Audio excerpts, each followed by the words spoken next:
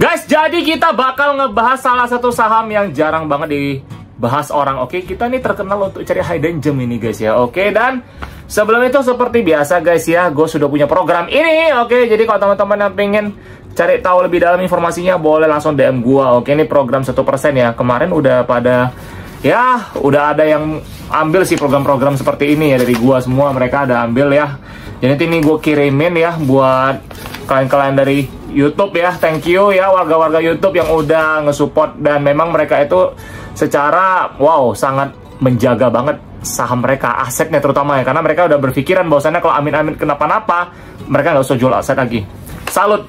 Itu misi kita untuk mencerdaskan bangsa ini secara pelan-pelan. Oke, jadi ya kalau mau cari tahu lebih lanjut ya, nanti langsung DM gue aja. Oke, ya ntar gue baru nge-spill lah. Jadi kita review isi polis dari teman-teman kita yang sudah ambil sama kita ya. Oke, di sini apa? Oke, nah sebelum itu ya gue bakal bahas namanya saham GWSA. Oke guys, jadi GWSA ini wow, ini salah satu saham under value. Oke, kembali lagi disclaimer on ya. Ini bukan aja menjual atau membeli satu saham untuk merugikan tanggung sendiri. Oke, jadi ini GWSA ini benar-benar saham yang bagi gua under value banget dan terlalu under value sih sebenarnya sih untuk sekelas dia ya. Dengan project-project yang banyak banget itu ya, lebih ke perkantoran sih sebenarnya sih kalau si GWSA ini. Oke, kita bakal langsung saja lihat produknya apa aja sih. Untuk GWSA ini ya, mungkin kalian yang daerah Jakarta itu karena tahu Emporium Fluid Mall itu punya mereka. Oke, jadi gue sering lewat sana sih ya. Kalau mau pergi meeting atau training, gue lewat sana sih kebanyakan sih. Gue pernah jalan-jalan sekali deh. Gue temuin teman gue di gym ya. Oke, cuman gue mau ngomong satu hal sih sebenarnya sih. Kalau mau ngomong ya gimana ya, ini kayak berlaku untuk banyak mall gak sih? Mungkin mall-mall itu biasa memang mereka padatnya itu cuma weekend gitu loh. Kalau hari biasa sih ya agak kurang sih. Cuman balik lagi ya, memang ada beberapa mall yang meskipun weekend pun nggak gitu rame gitu loh. Nah kalau Emporium sendiri, gue pernah sekali gue pergi weekend. Sometimes itu rame banget, sometimes biasa saja gitu loh. Nah, jadi apa hubungannya ke labanya sekarang ini? Maka laba kenapa gini? Ada alasan juga kenapa labanya di situ-situ aja. Kalau misalnya kalian nanya gue, apakah bakal bisa terbang? Saham ini bisa terbang dan potensinya gede banget. Gue bilang sama kalian ya. Dan dia beneran labanya sudah mulai naik sebenarnya. Ya cuman di situ-situ aja sih. Nah, 68M doang kan. Cuma untuk market cap dia 1 triliun, ya itu masih kecil. Ya cuman PBV itu memang rendah banget 0,1. PI 7 kali. Itu murah banget. Utangnya hampir gak ada bro. Ini perusahaan gak ada utang, jujur aja sih. Nah, kembali lagi kita ngomong ya, dia punya Hotel Inn Express, oke, Hotel Inn, terus dia punya apartemen, memang ada beberapa apartemen seperti di Sudirman juga ada ya, itu P apartemen ya, PEAK ya, itu yang di Sudirman. Terus Kuningan City, gue udah pernah ke Kuncit ya, mau dibilang rame banget juga enggak sih sebenarnya sih. Apa mungkin karena itu hari biasa ya? Makanya gue bilang kalau weekend-weekend gini kalian mesti langsung ke lapangan, langsung lihat sih. Nah, mall-mall seperti ini biasanya memang kan semakin banyak rame orang. Oke, semakin rame orang itu terus yang retail-retail tuh makin banyak juga gitu loh, buka gerai dan sebagainya karena mereka mendapatkan laba dari sana juga guys ya. Oke, cuman ini memang mall-mall yang terkenal lah, Emporium Fluid Mall, Kuncit ya, Kuningan City, terus ada Senayan City ya. Oke, ada iya Senayan City juga. Senayan City apalagi itu terkenal banget itu kan. Nah, jadi banyak guys ya. Jadi kesimpulannya gimana kalau kalian nanya gua ya? Kalau misalnya anak perusahaan segini banyak, oke. Gua sih jujur ya, gua sih berani all in sih kalau ini sih. Karena proyeknya semua bagus, oke guys. Dan memang mall-mallnya itu juga tempat-tempatnya itu yang kita ketahui gitu loh, dan memang tongkrongan gitu kan orang-orang, apalagi anak Gen Z gitu kan. Nah, itu pengaruh banget sama labanya. Karena kenapa? Retail itu kalau misalnya mereka buka toko di sana kan ada biaya sewa. Nah, biaya sewa. Nah, kok biaya sewa pasti lari ke gedung. Gedung itu punya siapa? Ya punya mereka kan. Nah, semakin rame mall itu, maka orang-orang nongkrong di sana semakin banyak. Otomatis gerai-gerai di sana ya mereka bisa nutupin biaya sewanya juga dong, jadi mereka nggak usah tutup gerai gitu loh.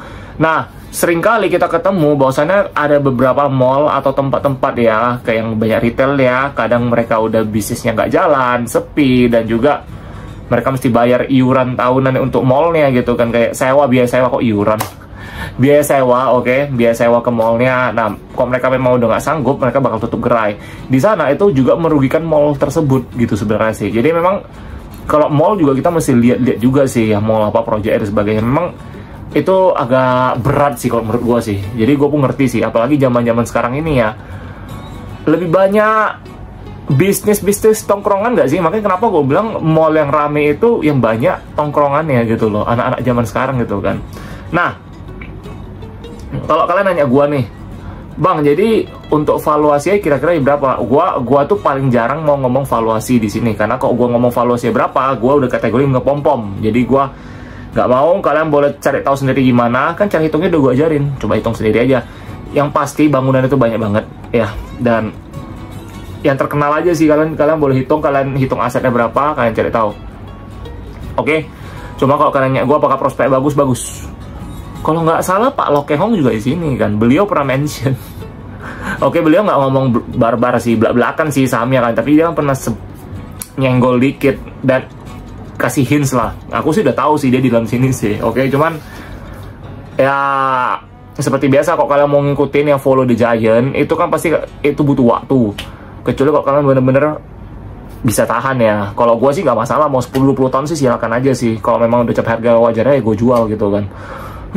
Cuman kalau prospeknya sih bagus. Oke, prospek bagus. Dia itu lebih banyak ke mall sama perkantoran kan. Jadi kalau misalnya tempat tinggal dan sebagainya, itu dia agak kurang kena sih ya. Jadi kalau misalkan lu bandingin nih, misal contoh kayak GWSA sama mungkin Alam Sutra atau apa BSD gitu, itu nggak bisa. Jadi mesti apple to apple gitu loh. Nah, kalau GWSA ini sendiri ya, ini bisa di head to head sama DILD, Intiland gitu loh. Cuma memang kalau kita ngomong bandingkan sama Intiland memang gedung perkantoran juga banyak. Cuman Intiland kan punya perumahan. Nah, sedangkan GWSA ini lebih ke apartemen. Dan dia punya laba memang banyak kan untuk bagian kayak mallnya gitu loh, mall sama perkantoran gitu loh. Nah, jadi cara melihatnya di sana gitu loh. Nah, kalian cari tahu yang mana paling profit. Kalau dari gua untuk GWSA ini pasti dari sisi perkantoran sama mallnya gitu loh, proyeknya. Nah, kalau kalian nanya gua, apakah dia sekarang udah bisa beli? Udah bisa. Untuk valuasi dia itu selama PBV di bawah 2 itu udah bagus. Bisa disikat terus ya, karena kalau untuk tipe saham kayak gini, PBV yang udah di atas 3 itu udah agak mahal sih. Ya, kalau di bawah 2 masih bagus banget. Ini mah kapan aja bisa hajar aja sih. Gitu sih, karena ini masih sangat-sangat murah sih harganya sih. Ya kurang ajar, murah banget ya, kelewatan murah gue bilang. Utang juga nggak ada, apapun aman, jaya, bagus lah orang bilang gitu loh ya. Nah, jadi kalau misalnya tanya gue, Bang, ada kemungkinan bangkrut gak? Enggak. Utang nggak ada, lu mau bangkrut gimana? Cash flow-nya bagus, proyeknya bagus, lu mau bangkrut gimana? Memang belum momentumnya aja guys. Oke, jadi kalau misalnya teman-teman memang mau beli, silakan saja. Oke, jadi dan gampang dimengerti juga kan bisnisnya gitu loh, nggak usah repot-repot gitu. Paling nanti kita habisnya tinggal baca laporan keuangan, udah selesai gitu. Dan baca laporan keuangan itu kan udah gue ajarin juga di video-video sebelumnya atau di live gue ajarin cara baca gimana, ya kan? Dan ya seperti itu aja sih sebenarnya sih yang bisa kita bahas untuk GWSA ini guys ya. Oke, jadi seperti biasa guys ya, ini buka aja untuk menjual atau membeli suatu saham, untung rugi kalian tanggung sendiri. Oke, semoga share ini bermanfaat buat kalian. Oke, nah jangan lupa kita sudah ada program ini guys. Oke, 1% ini. Oke, dan biar masyarakat kita cepat cerdas juga untuk menjaga aset mereka ya. Oke, karena nggak ada angin, nggak ada hujan itu nggak bisa tebak. Oke guys, hari ini kalian nonton kayak di sini, tiba-tiba kalian udah berpulang, kita nggak ada yang tahu guys. Oke, jadi make sure kalian mau berinvestasi juga harus mengerti resiko luarnya ya, di luar dari investasi ya. Oke, jadi seperti itu aja ya. So I will see you on the next video guys, dan sehat selalu, bye bye.